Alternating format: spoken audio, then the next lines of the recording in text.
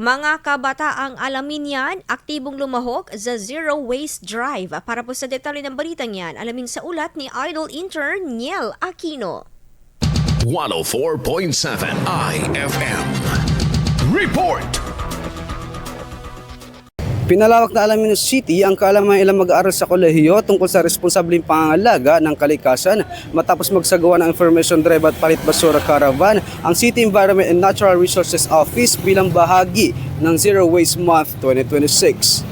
Tinalakay sa programa ang RA 9003 o Batas sa Wastong Pamamahala ng Basura na nakatuon sa tamang paghihiwalay, pagbabawas at pagre-recycle. Ibinahagi rin ng mga programang pangkalikasan ng lokal na pamahalaan at binigyan diin ang mahalagang papel ng kabataan sa pananatili ng kalinisan ng komunidad. Nagbigay ng mga paalala ang mga kinatawan mula sa lokal at pambansang ahensya hinggil sa responsableng pagtatapon ng basura. Nagtapos ang aktibidad sa Palit Basura Caravan kung saan nakalikaw ng 773 kilo na pwedeng i-recycle na basura bilang patunay ng aktibong pakikisa ng mga mag-aaral sa advokasiyang pangkalikasan.